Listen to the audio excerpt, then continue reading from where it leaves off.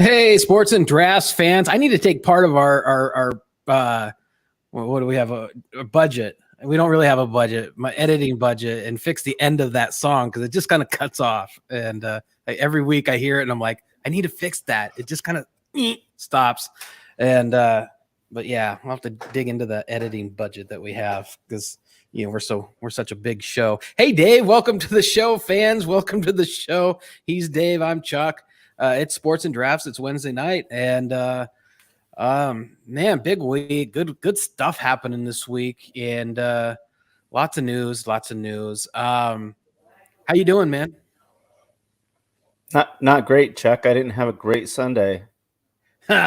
No, you did not, and that we're definitely gonna be talking about that. But that sucked. I totally thought that was going another way, and Yeah. and team blew it. And so I see you're sipping something away there. What you got? What's on draft tonight? Because that might be the focus of the show for you. It is. Just cracked mine open. So I have a fun one tonight. Brewery X Brewery in Anaheim, and this is a blonde ale, 5%. You can see the color here, nice light blonde beer, and it is the official Anaheim Ducks beer. Beautiful can here. On the back, it's fun because it shows the goalie mask on from behind, but it's their official beer. Even has the official mascot logo there. And I thought about my nephew, your son, when I saw this beer because he is an Anaheim Ducks fan, and it is about the only sport he follows. Yep. And so I thought about him. I even got my little can top remover and already removed the top for him so that he can, turn this into a pen holder or something on his desk and keep this nice vintage can. But yeah, it's pretty good. It's just light beer, but it's good. It's a good light beer. It doesn't have any funky aftertaste or anything like that. Really crisp, really clean. And when I bought it, the guy even told me at the liquor store, he goes, that's actually a pretty good beer. He goes, for a light beer, he goes, it's crisp. There's no, basically what I just said, he says, no bad aftertaste. And, it doesn't taste metallic, or some of them, taste lemony or something. He goes, no, it's clean. He goes, it's a good light beer. And it is. It's good. I would buy it again. I drink it again on a hot day. Oh, good. This week, last week, I really talked up this beer that I had that I just didn't have any left because I drank it watching football the previous weekend, and that I was going to have it this week. So I went out today and got it. And I kind of talked about it. It's Old Chub, and from Oscar Blues Brewery. It's like out of 3 different states and everything, but it's a Scotch ale, and probably so it's an 8%, and this was probably, as I said last week, probably one of the best beers I've ever had. It's actually very red. You're not going to be able to really see it in there, but it's actually it's got a red hue to it, and but it still is a great meaty beer. One of the best. I forgot what it tasted like, but it tastes almost kind of caramely in a way, but yet like it tastes kind of, I don't know, has an alcohol taste to it, but it's very, very smooth and velvety. I don't know. It's I don't know. It's one of the, like I said last week, it's one of the best beers I've ever had. And so, hey, Jim and Cindy, thanks for joining the show. Enjoy dinner tonight, and sit back and relax. Corey, here's the man. Hope to see you for spring training this year, man. That's coming up quick. End of the month. We're already looking at the schedule tonight, and as Jim and Cindy has some friends, Raleigh and Debbie Marshall, visiting later this month, and so we were they're going to be here like the 23rd to the 1st, and so I was like, they wanted, I think, to check out a baseball game, and I'm like, I'm not sure if it started, but spring training does start on the 26th of February, and if they can get a deal done, it might. We were going to talk about positive things tonight, Dave. That's true. Of Well, course it will. There's too much money to lose. Of course it will. yeah, I mean, I don't care if the regular season happens, but spring training needs to happen, Absolutely. And just kidding, baseball fans. Hey, you probably I don't know if you saw this, but a big announcement today. I'm just going to kind of skip through this video, and oh, there's the W. What? If you listen to us, this is basically a promo for the new Washington football team announcement of their new name, and goes through a lot of history of the Redskins. And if we'll skip ahead here, and we're almost halfway through this video, and we're still seeing Redskin highlights. This is one of the things that really got me today. And then it kind of here's where it transitions. So I don't know if you heard they're now the Washington Commanders. Ooh. I don't know. Commanders in DC, Commander in Chief. I don't know if that's the play here, kind of thing. Because they're in Washington, DC there. So I don't know. But Washington Commanders, but still they keep going. I mean, of course, you don't have a lot of footage, but here's the new uniform looks and the name. And I tried to look up earlier to see if they've already have a mascot, and I could not find the mascot, that there's a mascot yet. So they're no longer the Washington football team. They are the Washington Commanders. So there you go. What do you think about that? I told one friend today I thought it was he lives in Maryland, where actually the Washington team plays is not in Washington; it's in Maryland. But I said, well, that kind of makes sense since everybody, since the start of the country in Washington D.C. commands everybody else in the country on what they can do. So it's kind of fitting. But I personally don't like the name. I heard they had, we were talking earlier, and they had the Red Wolves was a very, very popular name with the fans, but there was just too much work because other businesses or other companies or teams already owned that name. So it was hard for them to get the Red Wolves, so they botched that. So they're Commanders. So I don't know. I don't like it personally. I thought there was a lot of better names. I would have liked to seen them be maybe even the Hogs. That would have been a fun name, and because that represent their fans that they've had for so long, and that would have been fun, and more fans might have dressed up, like they did. If you don't know what the Hogs were, it was a group of men that would wear like basically old flowered dresses and wear hog noses and pig ears, and it was just fun and silly, and it was mainly in the 80s and the early 90s and kind of late 70s. But I thought maybe to put homage to the fans, the Hogs would have been a great name, and you could have a fun mascot, and you wouldn't have to make it necessarily silly. I mean, you could have a hog. I mean, the Arkansas Razorbacks, you could make a somewhat tough looking tusked hog or something, a wild hogs or something like that, but yeah, Commanders, I don't, that's a lot, man. That's a long name. It's a lot to put on gear. It just doesn't roll off the tongue great, What are your fans going to, like you have the Hog, what are your fans going to dress up as? What's your mascot really? I don't know, some guy in a suit with like medals on his chest, or I have no idea. Yeah, I don't.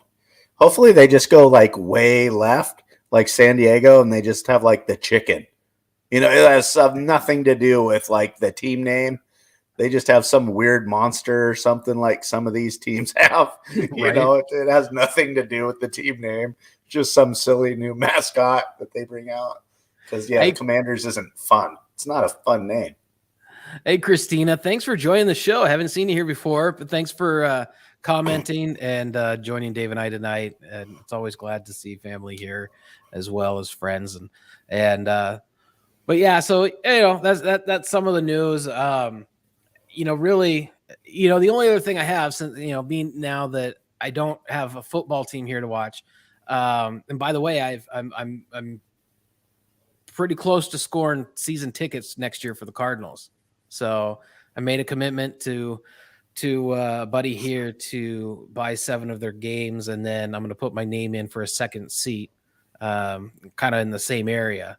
So hopefully I'll have a couple of tickets next year, and I just have to negotiate 3 of those games with Robert's wife, and well, maybe I have to have you, if the Niners or one of them, have to have you come over and we can watch the Niners together. There'll be one of them for sure every year. Yeah, but I mean, yeah, as long as she doesn't want to see the Niners. So, sure. But other than that, I mean, right now, Cardinals didn't pull through, but we still do have the NBA team with the best record in the NBA right now at 41-9. My Phoenix Suns. What is that? We are the Valley. So, they're moving right along, and I think they're even maybe looking at trying to make some moves before the deadline and help out certain parts of their game. Even though I was reading something that they had like the second deepest bench in the league, and or second ranked bench or something like that in the league. So good stuff. Hey, some other news. Moving on, we try to stick with the football theme there. I think there was an announcement this week. Might matter to some people, might not matter to others. I don't know.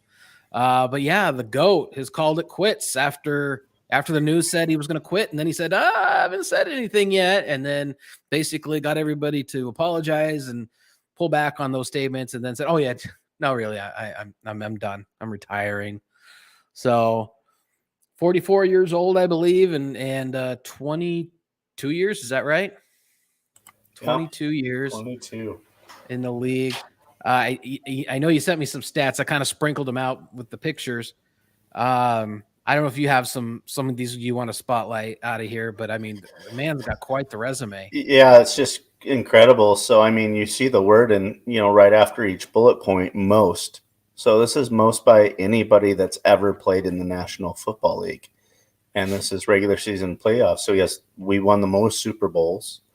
He's got the most wins ever as any other player. Most games played by a quarterback. Most games started by a quarterback. Most attempts, most completions, most touchdowns, most passing yards, most game-winning drives. That's a big most one. Fourth quarter comebacks, 51. Most times sacked. Of course, when you play that long, you're going to get hit. And, that says it all right there. I mean, you see other people with their rings, and really the only other guy I can think of that can really outdo him is Bill Russell for the Celtics, because he has 11, but no one else is putting that many rings on their fingers. Yeah, and that list just keeps going. Yeah. Yeah. And this is just what he's done in Super Bowls. So, 7 Super Bowls, 5 MVPs. How come I saw 67 winning drives on the last one? You're right. So this is just in Super Bowl. This is just his Super Bowl records. 6 game-winning drives in Super Bowls.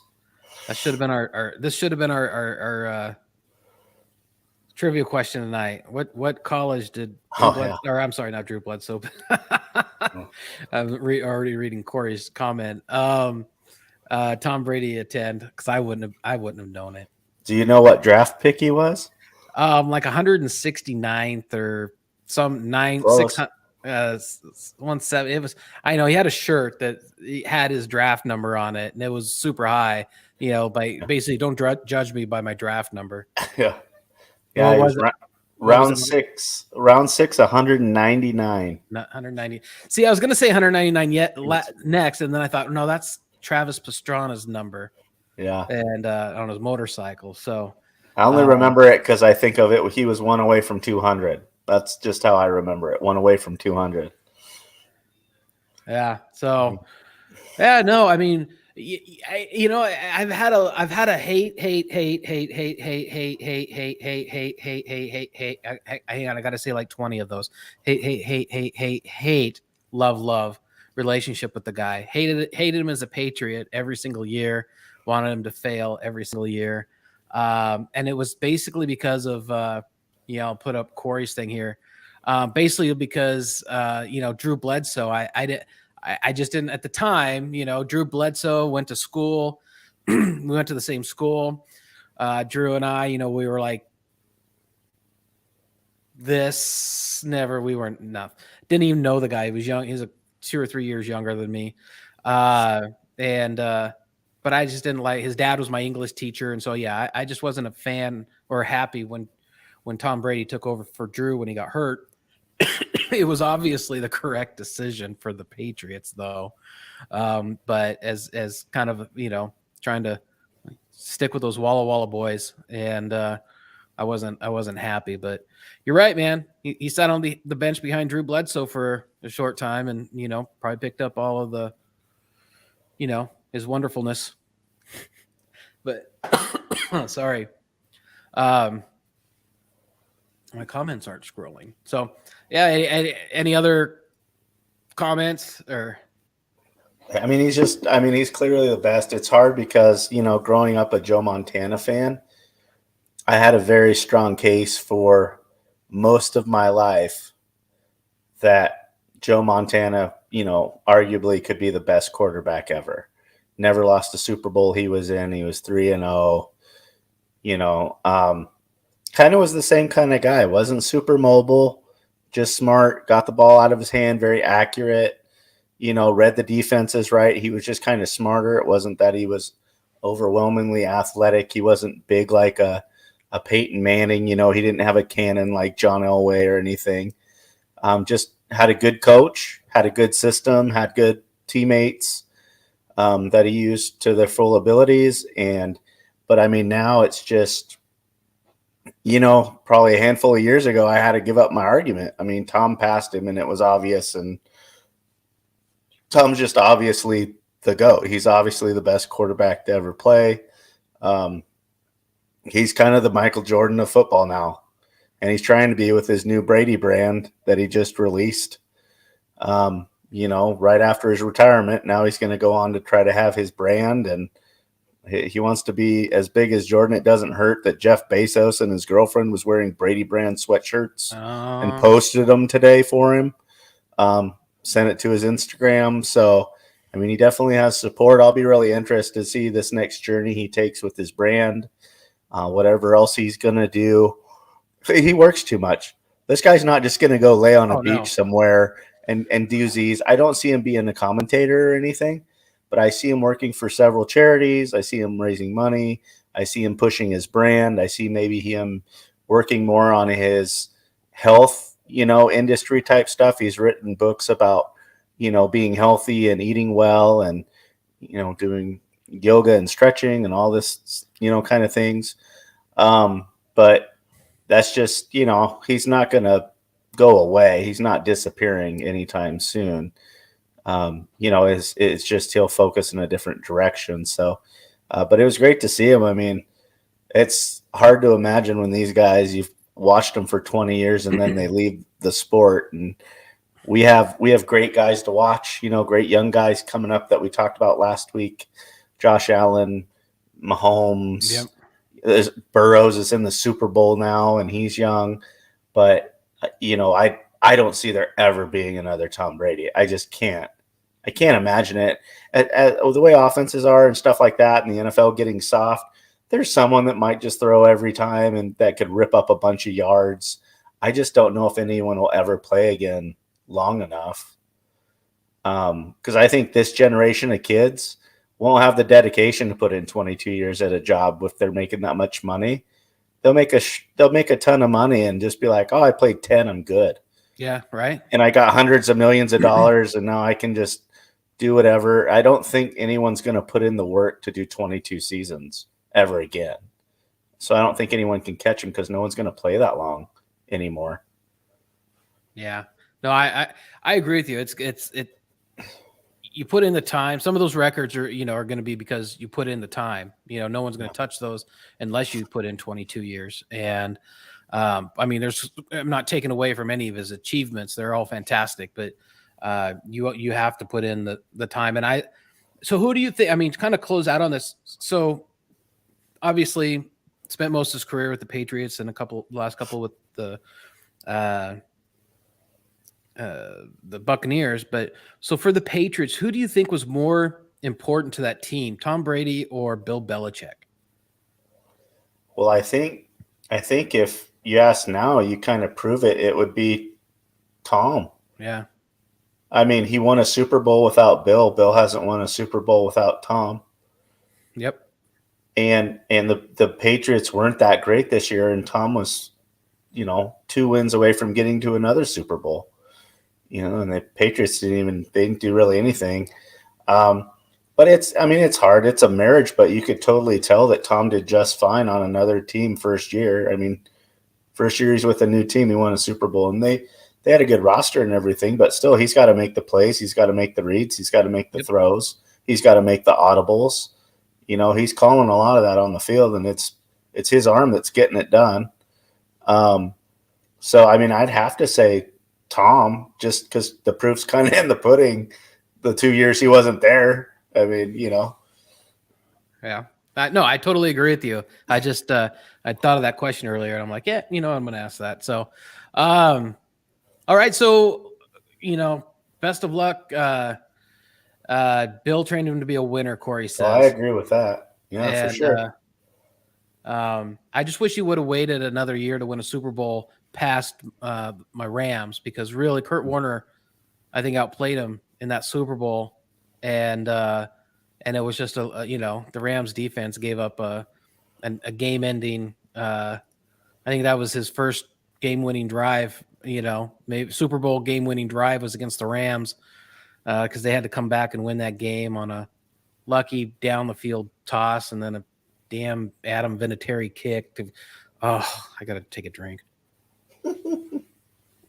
Damn, it's painful being a Rams fan for so many years.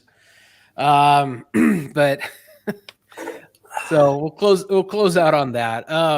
So we did have some other good football this weekend, and a couple of games to the NFC and AFC championship games to give us our Super Bowl. And I'm sure everyone that's watching tonight has watched both of those games. So let me ask you, what was your game of the weekend, if I really have to ask?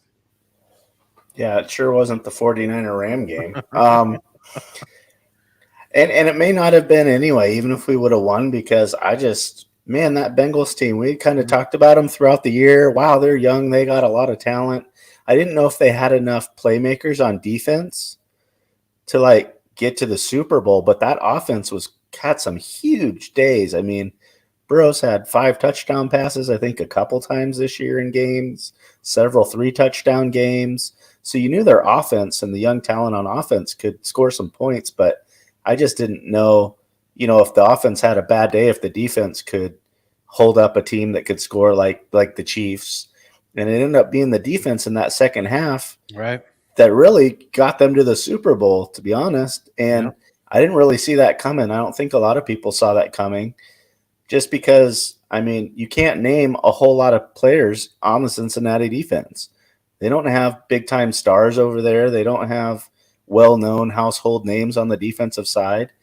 But they got a unit, man, and they have great offense. They have a defense that's solid, and they have a rookie kicker that might end up becoming one of the best kickers we've ever seen in this league already. I'm pretty sure he already broke the record for most points in a playoff, a year of playoffs. Yeah. I think he 4 for 4 broke this week. Yeah, he broke Adam Vinatieri's record for most points during a playoffs in a single year. Because he had 16 last week and 13 this past week. So he's had 29 points in the last 2 weeks. Yeah, he's amazing. Yeah. And just the fact that, the Bengals went into Kansas City, that's a very hard place to play. Unlike the 49ers, I think might have had more fans in LA than the Rams did. When you look at the stands, I saw tons of red, at least half, if not more. And so for the Bengals to go into Kansas City as the underdogs against a team that's already won a Super Bowl, against a quarterback who's already won one and an MVP, and you just got this young team, that had to be my game of the week, because that was just amazing. Maybe they're just too naive to figure out they're supposed to lose, because they They won, man. They came back too. They didn't lead that whole game. They had to come back, and they did it and played solid. And so yeah, they really were surprising. I wanted to look it up. I couldn't find it, but I wanted to know, what their odds was of winning the Super Bowl at the start of the season, Oh because yeah. I'm sure there was some drunken Cincinnati fans that have some money that were just like, oh, I'll put 100. I'll put 100 on the Bengals to win it all. I do it every year. And wow, that's really paying off for them this year. And Corey, you're probably right. They should have taken a shot. They should have kicked that field goal before halftime. That was a blunder by Andy Reid, and should have taken the sure points. And but they didn't. So I'm happy. We were actually, after church, we went over to our pastor, so they invited us over. It's the first time we've ever hung out with them, but they invited us over. They were having a barbecue football party, and so we stayed just like everyone. We basically watched the first half, and of course Kansas City was looking like a blowout, and he's from Kansas City. He and his family are from Kansas City, so basically everybody up and left at halftime, and we came home and then watched the second half here, and now I'm like, oh man, he's got to be upset. But that was my Robert says he was sober when I bet on the Bengals to win the AFC back in October. But yeah, the Bengals game was my game of the week for sure. And I already knew that an NFC West team was going to be in the Super Bowl, and which is all good. When you're a Cardinals fan, kind of an NFC West fan, basically NFC West I thought was the toughest division top to bottom. And so I think it's right that an NFC West team is going to the Super Bowl. And being a lifelong Rams fan, I'm really struggling because I have bet against them many times this year, because I'm not so much betting against the team as I am betting against Matthew Stafford. So I think if he wins the Super Bowl, maybe I'll come back around to supporting the Rams, because I still think that he's the weak link in that operation. So he's a serviceable quarterback. He's just not a phenomenal quarterback. And so anyway, I don't think he's at the level that he's being placed up on a pedestal that I don't think he deserves to be on yet. So anyway, and Robert says he was also sober to bet on the Rams to win the Super Bowl. I mean, come on, that was it's an easy one. They're an all-star team, and then they went out and they bought the rest of their team. And about that time, you said November. So yeah, they were buying their team, and then getting ready, finishing that off with getting Odell Beckham on the team. Of course, not knowing that Woods was going to get hurt, but they got went out and got what's his name from the Broncos. Why can't I think of people's names now? Von Miller, of course, and then McGee. You bring him, or you bring him in, right? He's sitting at home. Is it McGee, right? Or no, safety? Yeah, Weddle. Thank you. He's at home playing Xbox or something. I don't know. You bring him in, and he's been an absolute stud in the playoffs. And this is exactly what I had talked that the Arizona Cardinals should have done when DeAndre Hopkins went down and JJ Watt is down, and they tried to ride out the wave with instead of going out and picking some people up that could have been available. Anyway, that's not what we're talking about. So, but yeah, the Bengals, I love that win. And for that, kind of transitioning over into my offensive player, for the second week in a row, I'm taking the rookie kicker as my my offensive player of the week. He was 4 for 4, longest of 52 yards. He accounted for just under 50% of the points. They scored 27 points. He scored 13. The week before, they scored 19 points. He scored 16. And this kid is absolutely vital. And in both weeks, he kicked game-winning field goals. I mean, he's clutch. I think that's what gets me behind him more than anything, is the kid is clutch. Because he's ready for the moment, and not a lot of rookies are. You see it all the time. I mean, you see like defensive backs. Hey, just activated them from the the practice squad and the kids getting burned, and in the big moments. So yeah, so I definitely picked him. I read something last week that after last week's game, you could not buy his jersey anywhere. No one had it, and they didn't know when they were going to have it back in stock. So it's like whoever thought we're going to be selling whatever is number 2 or whatever for him, but yeah, so his good on him. He's got a lot of fan support now, and look up in the stands and see his number a little bit more, so yeah, so that's how I picked him. So who did you pick? Oh, I had to go with Cooper Kupp, Rusty's alumni from Eastern Washington.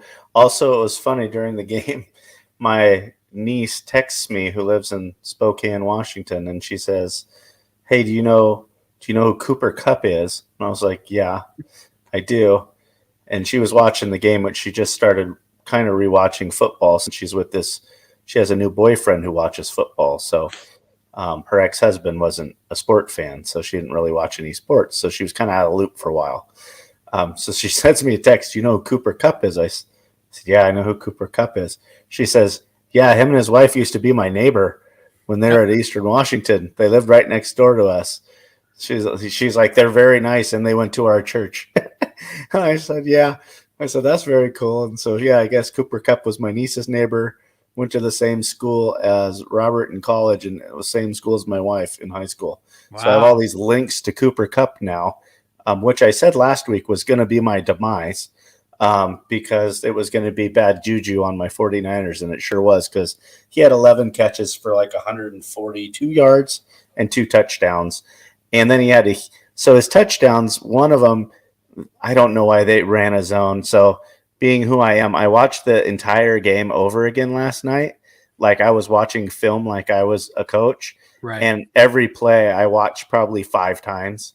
So I could see what the defense was in, where everyone was lined up, who got their block, who missed their block, just all those, did the quarterback see the right read? Did they see the right hot read?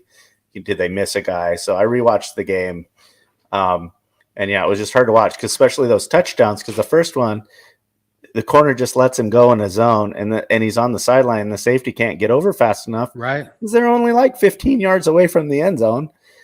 So he's at the end zone real quick, and he can't get over. And that was the first one. And then the second one, the guy on him just lost him. I mean, he didn't know where the ball was. He didn't know where Cooper was behind him. I mean, he had no idea where Cooper Kupp was on the second one. And then Cooper caught the huge slant route to get him down in position for the game-winning field goal. Yep. He just ran a simple slant, got, beat the receiver off the line, got in front of him.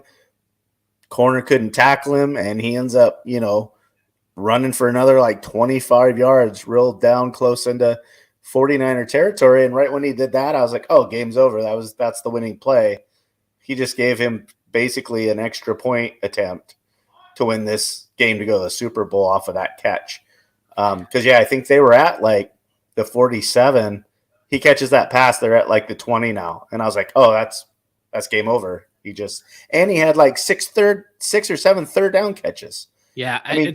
He had more third down conversion catches than almost every other receiver in the game had total catches. I mean, he got so many third downs, and, watching Mosley play off of him 9 yards and then back up, and Cooper just run a 10-yard out and he's wide open, or he just run a quick in or slant. And I mean, there was like 5 plays I counted where Mosley was nowhere near him and just basically let him do whatever he wanted off the line, and he just got wide open or would sit down in the zone. And, and I didn't understand it. And then at the end of the game I was watching, they start doubling him. And I saw Fred Warner and another safety. They started really keying on where he was at and kind of doubling him. But then Odell Beckham was wide open because he was getting single coverage, and they were running him right in behind where Cooper was, because Cooper would draw the double and open up space right around where he was. So then Odell had one-on-one, and he started killing the cornerback where they were giving him too much open room, and he was just running 10-yard, curls and just catching him right down the field. And I was like, oh my God, was like, could you guys come up and play bump and run at least once? Like, could you at least try to knock the timing off of their routes? You're just letting them run free routes and run whatever route they want. Like, I kept saying that you're letting them run however they want. You got to get up, bump. You got to take the timing away. You got to get pressure. I mean, pressure is really everything. And I thought the Niners would do a better job of getting pressure on Stafford. But again, it really, Kupp was fantastic, but the 49ers really were in control of that game. And I thought the game turned and was lost on one play. And that was just the dropped interception that was literally in the guy's hands. He closed his hands too soon on it. I know he's falling back, but you got to catch that ball first. And he might've been thinking about catch and stop and, placement so I can stay up or run or, you gotta bring that thing into the basket and hold on for dear life, because I think there was just under 7 minutes left in the game or something like that at the time around there. And, at least then you're going to, it's a momentum shift. The offense really wasn't doing a lot. Hopefully if they just keep the drive alive for another few minutes, it could change the game. And another thing I saw when I watched the game over, because I was pausing it so much, and it was brought up a little bit, and I'm not using it as an excuse because you got to win the game outright. You can't make it close, or else things like this can affect games sometimes. But there was 3 plays where the play clock for the Rams when they're on offense was at 0. And never was it called a delay of game. And each 3 were big plays. 2 of them, big third down plays they converted. And then another one, it was like, it wasn't as crucial, but it was like 2nd and 6 or 2nd and 7. They got 6 yards. But each one of those plays that didn't get called a delay of game, the Rams completely benefited off of. But to me, that was part of coaching too, because I'm not sure. I'd have to look at the rules. I should have looked first, but I don't know if you can challenge it, because I was sitting there wondering, like, he must not be able to challenge it because he would, because it was obvious. I even took screenshots on my iPad where you can see zeros on the clock on the field, and you can see it on the screen on the television, the ticker or whatever with the score and stuff. And you can definitely see that center's just holding the ball, and there's zeros everywhere on all 3 of them. And it's just like, I had never seen that in a game. I'd never seen 3 where it was blatantly zeros 3 times and never called once. I didn't even see like them go to Shanahan on the sidelines and see him freaking out about it or anything. So yeah, that was a really odd thing to me that I saw a few people bring up, on some sports shows and stuff, but I was almost surprised a little bit bigger deal didn't get made out of it, because one of them, it was like 3rd down and 7, and it would have been, 3rd down and 13, which is a lot different than 3rd down and 7. And then, they just ran Cooper Kupp on like a 10-yard out route, and he was wide open and he got the first down. Right. But that could have killed a drive. And I think 2 of them that happened, the Rams scored on those drives. So it was 2 scoring drives where they didn't get called, and it was just bizarre to me that no one else really caught it or talked about it as much. Yeah. So keep on moving now. Do we do defensive player of the week? Not yet. Oh, so I chose Sam Hubbard and Trey Hendrickson. I don't know who they are, but they combined for 3.5 sacks for the Bengals in the second half. I mean, they had 4. The Bengals had 4 sacks, and they accounted for 3.5, and they were huge, huge sacks. For the Bengals, their defense. That was because Mahomes had quite a bit of pressure throughout the night, and especially in the second half. I mean, the Bengals turned it on, and so I think that sacks really helped turn that game around, and so I just picked those 2 for their sacks. There wasn't a lot of games to choose from, so I went with them.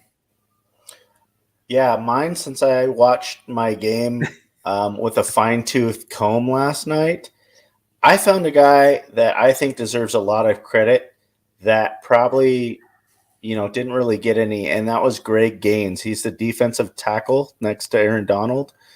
And so we were driving down one of our first drives, and we were having a good drive, and we were just getting into their territory. And on third down, he batted a pass down and made us punt. Good drive. We had just got into their territory, had pretty good momentum going. Third down, pass deflection. He gets at the line of scrimmage. We have to punt. He kills the drive by getting his arm up and developing a pass. Basically, every statistical thing he did that showed up made a difference in the game. He got some decent pressure. And then our last drive of the game, where Garoppolo looked like Bozo the Clown, that last the first play, the first down of our last drive we had, same thing. There's a guy wide open on the right side of the field, about 8 yards down the field. Greg Gaines, second pass deflection of the game, gets his arm up, knocks it down, kills momentum a little bit. Now we're into second down. I think we threw a minus 2 yard screen pass. Yeah. And then on third down, he gets good pressure. Von Miller gets good pressure. Donald got good pressure. Garoppolo throws a prayer, should have just thrown it into the ground and went for fourth down, gets intercepted, game over. Also, Gaines on another drive, we were at about the 50-yard line, and we went for it, I think, on a 4th and 1, or it was a 3rd and 1. He got pressure and made the tackle in, basically at the line of scrimmage, stopped another drive. So he stopped 2 drives on a key down. And then, he basically started our last drive off with no success, where he batted the pass and he pushed the pocket around. He plugged up the middle. I don't think we had 50 yards rushing the whole game. And normally we can run the ball pretty well. Him and Donald plug up the middle, so we couldn't run very well. So for all those reasons, Greg Gaines was my defensive player of the game.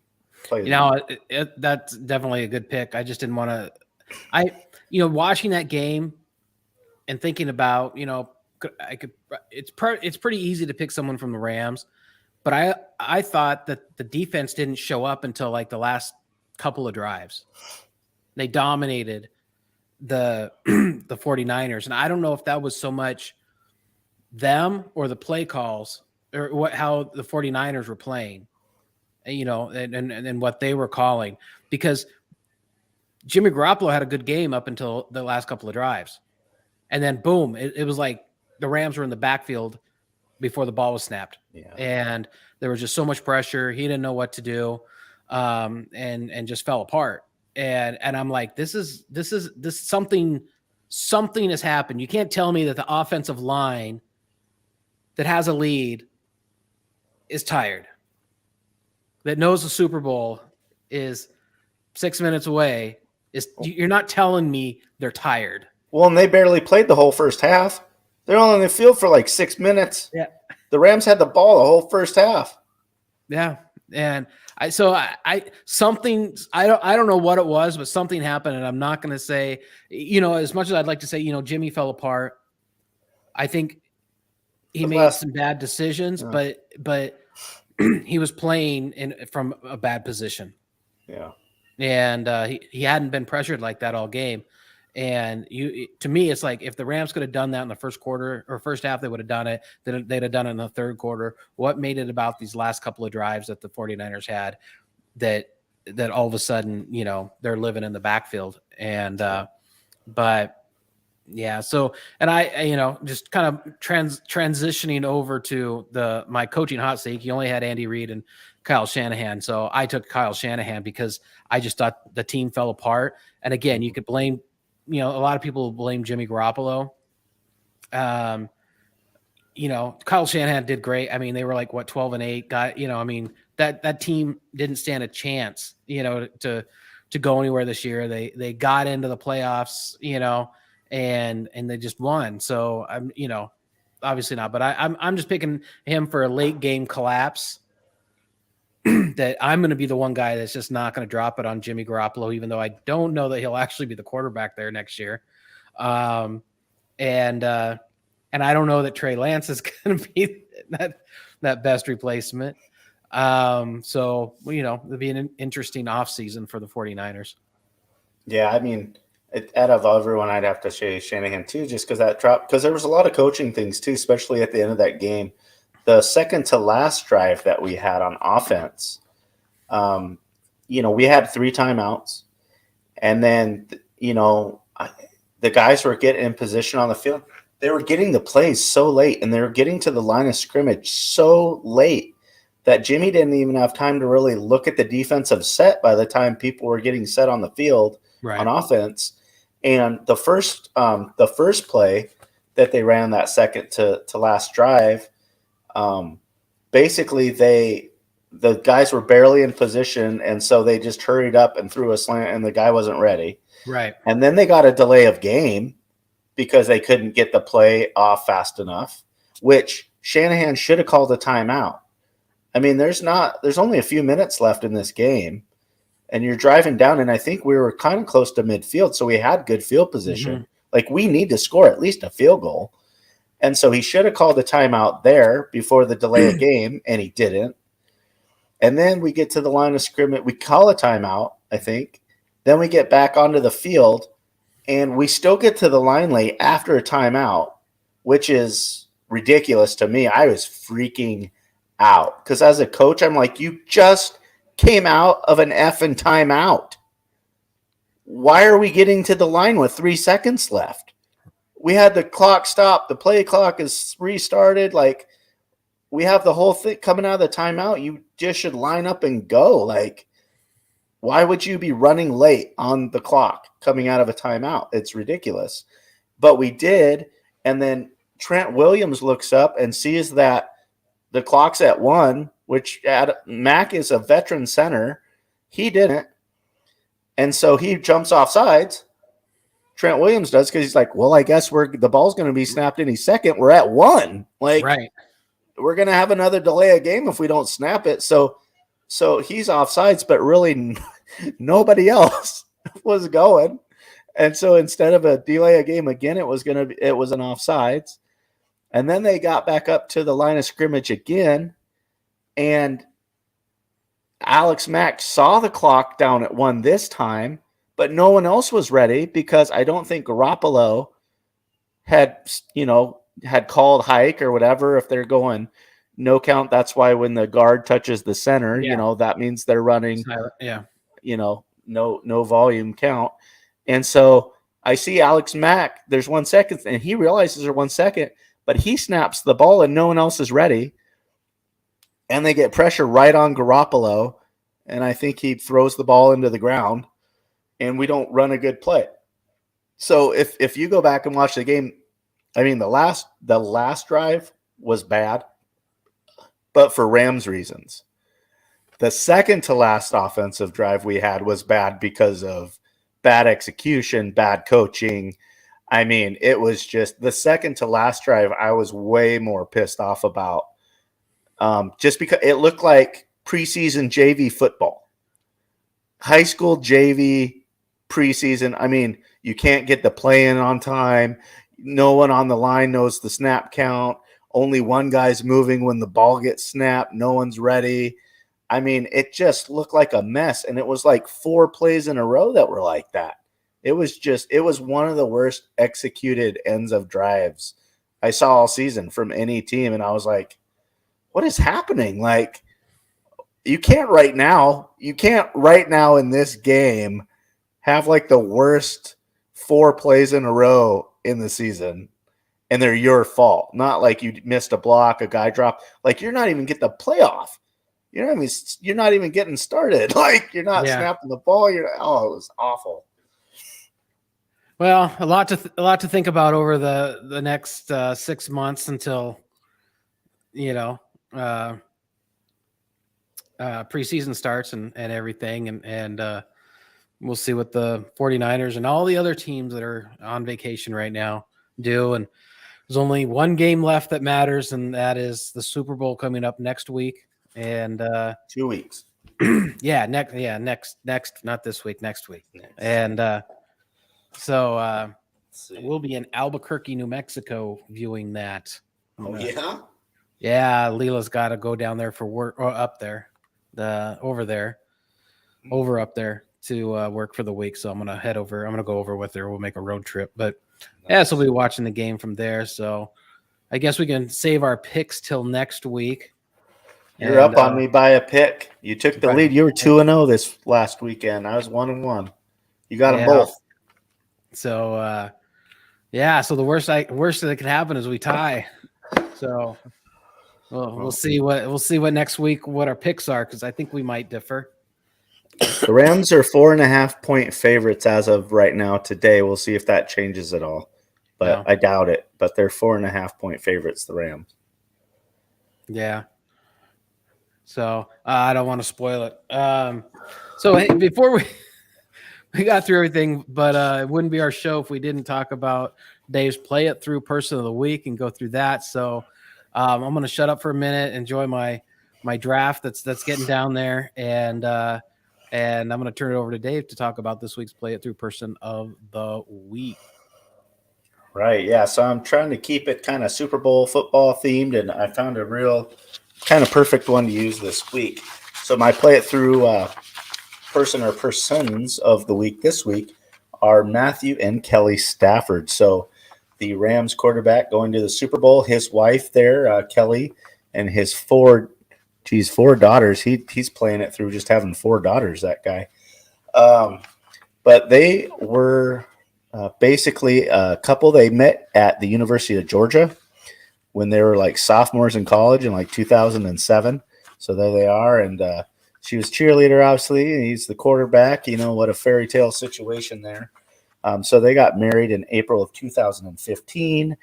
They have 4 daughters, as you saw, but they have their twins there that are the oldest. And then they have another daughter who's about a year younger than them.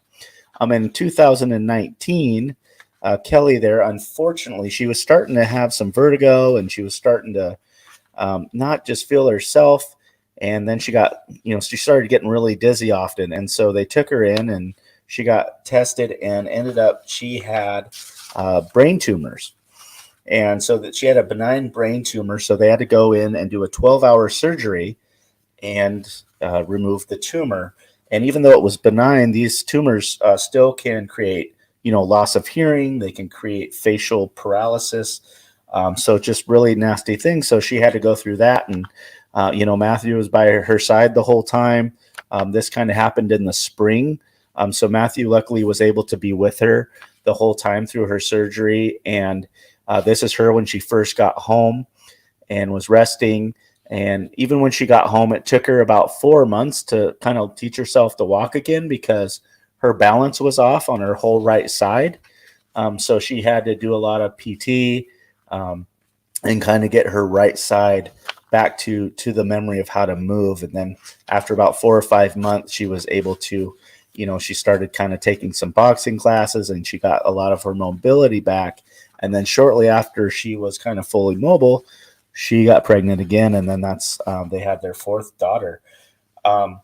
So just, great for them to play it through in 2019, and then really hard year for them, not only with her, brain surgery and that scare. And luckily she got through that, but, Matt only played 8 games that season. It was one of the only seasons where he missed significant games due to back injury. So he only played 8 games, and he was actually at the time during the season, he had in 8 games already racked up like 2,500 yards passing, and he had the most yards per game in the NFL at that time before his injury. And we're talking, this is prime, Aaron Rodgers, this is prime Peyton Manning, Drew Brees. So he was having the best season of career, and then he gets injured.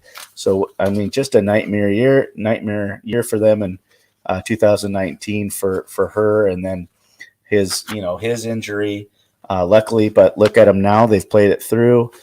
He had 12 rough years playing for a Lions team that didn't have a whole lot of success when he was there. They had 4 winning seasons while he was there. They made the playoffs 3 times in 12 years, but he had several years. Kind of throughout his years, if I read them here, first year he was there, they were 2-14.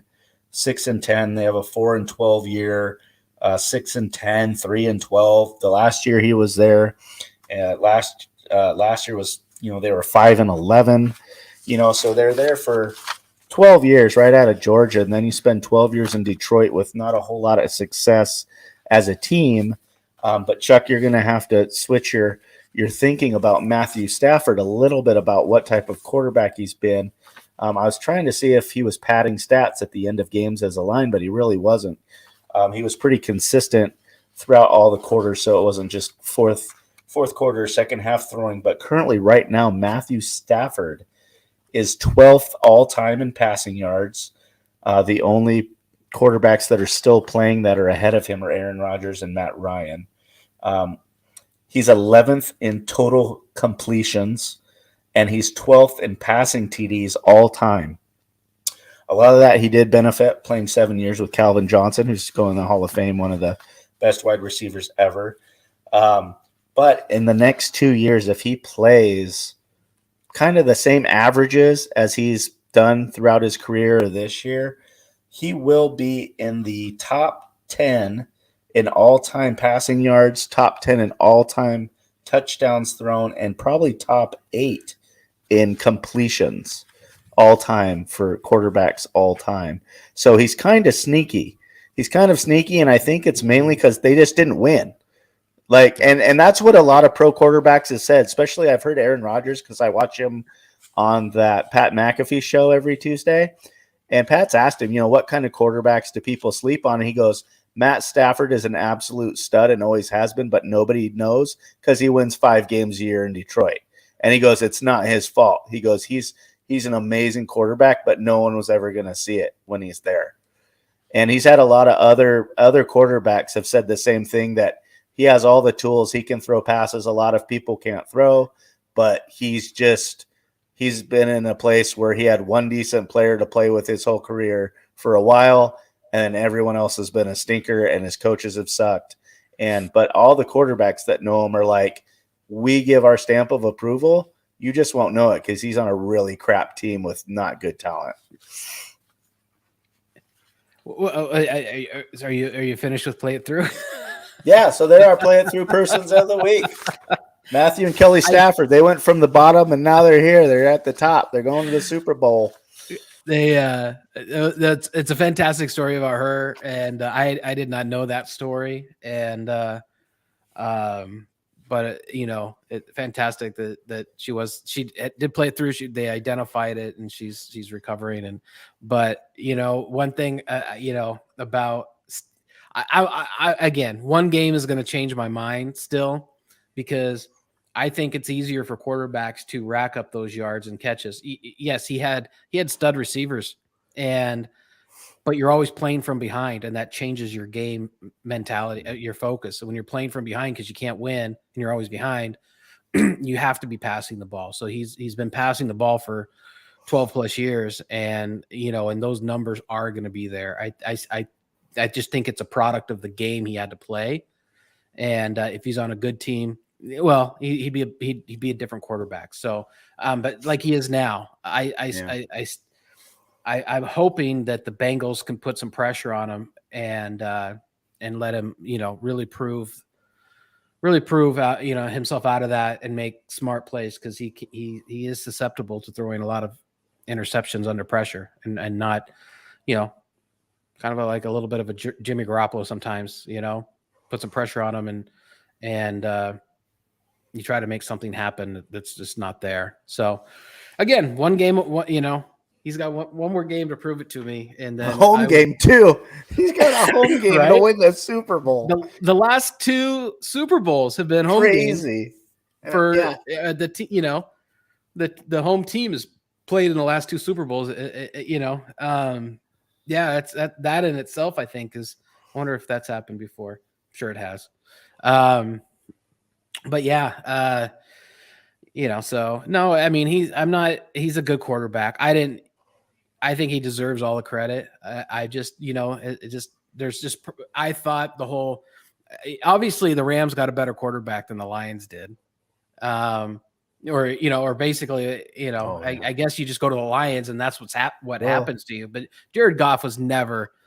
He was too slow. His decision making was just way too slow for the speed they had on the team. Well, and to be fair, like I said, I mean, for 7 out of his 12 years, which is the majority of his years, a little bit more the majority of his years there, he had Calvin Johnson. I can throw to Calvin Johnson. You just have to throw it in his direction up in the air, and he goes and gets it. Like, I mean, they call him Megatron for a reason. Like, I mean, if you're in goal line and he has one-on-one, you just have to flick your wrist and throw a lob ball, and he's going to come down with it. And then now this year, he had by far the best wide receiver in the league. It wasn't even close. And if you just want to go by like fantasy, Cooper Kupp had 100 more fantasy points than the second best receiver in football. 100. Like, you're super happy if your receiver gets 10 points a week? Yeah. That's 10 times. He had 100 more fantasy points than the next best wide receiver in the league. And there's some pretty good dudes out there. Like, so he's had the benefit for 8 of his 13 years to throwing to maybe the best wide receiver in the league at that time. And that's, half of his completions probably almost. Yeah. So, and it's not hard to throw to Cooper Kupp when he's wide damn open almost every time he catches the ball. He's like wide open. Oh, it might be tough in a couple weeks, but I'm not gonna get there. Oh, I'm so anxious to see what they do with him. I mean, because now that Beckham is playing so well, you can't double both of them. Maybe you can. I don't know. I would. I'd maybe double both of them, and I let every single other person on the field beat you. I have 2 guys on him at the line of scrimmage right off the bat, and then everyone else just rushes. Yeah, because they'll have to play off the bump. Dude. So, yeah, I mean, you could play up tight on them. The quarterback's not going to know which way they're going to be able to go. One bumps them, and inside, outside, not going to be able – you could really affect the timing of the route, and then hopefully your pressure can get in there. But I thought the Bengals did a fantastic job against Tyreek Hill. And yeah, they did. At least part of the they at least the second half they made an adjustment. And if anything, if I'm the Bengals, I'm saying, hey, we can do that against Cooper Kupp and Odell Beckham. I'm covering Cooper Kupp first. Cooper Kupp is always first priority. Yeah. Just like Tyreek Hill is first priority. Let him, let him throw it to Travis Kelce. Because you know what? We're going to tackle him. He can't outrun us. Yeah. He cannot outrun us. Tyreek Hill, he can outrun us. Give us a peace sign as he's running down the sideline. And so it's going to be an interesting matchup. And I would say, yeah, I would put a guy over the top on Kupp, and then I would have him man-to-man. Because if I saw anything in that game is if the Rams recognize, and the 49ers ran zone a lot, if they recognize zone right off the bat, he's open every time.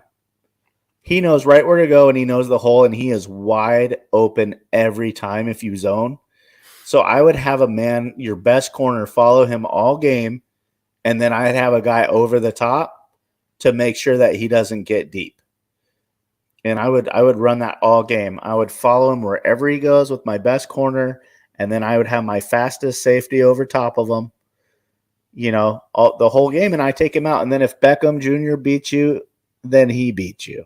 Yeah. But I wouldn't let the guy that you have to stop every week that gets 12 catches a game and 150 yards and 2 touchdowns every game. And all your third down conversions.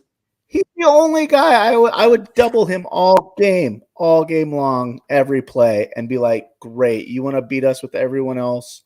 Fine, but let's not make the obvious happen. And this guy gets 12 catches and 150 yards and 2 touchdowns. We know it's coming. Everyone knows it's coming. You know it's coming. Yeah. And Beckham, he since he's been at the Rams, his meat and potatoes has been running across the middle, which I give him a ton of props for. He's making tough catches across the middle. He's getting rewarded, for some other passes on the outside. But he's really going across the middle, and and you can still fill that with your linebackers. I mean, you can disrupt there as long as, again, if you can make Matthew Stafford think a little bit, then maybe you have time to get to him and throw off his timing, either get the sack or get a bad pass, get them out of, stop them from getting first downs, obviously, but hopefully then get some turnovers as well. So that's going to be an interesting matchup, and we're going to have to get into that next week. Otherwise, if we talk about it all right now, we won't have anything to talk about next week. And because of my depth of knowledge, I'll probably just repeat the same thing I said tonight next week. So anyway, my brew is done, and it was tasty. Thank you, Old Chub, for the brew tonight, and thank you, Oscar Blues Brewery out of Colorado and North Carolina and Austin, Texas, and Duck Beer. Quack quack. Oregon needs a beer now. Oregon Ducks need a beer that they sell in normal stores like Bevmo and Total Wine. All right, man. That's it. Folks, stick a fork in us. We are done. Next, we've got the Pro Bowl this weekend, and I'm just going to take the NFC to win. And, it's pretty good bet. And then the following weekend is the big one. It's the Super Bowl, and lots to talk about next week. And, of course, Dave's Play It Through Person of the Week. So don't forget to join us at 8 o'clock on the West Coast. And everybody have a fantastic night. Good night, Cindy. Good night, Corey. And, have a fantastic week, everyone. Bye.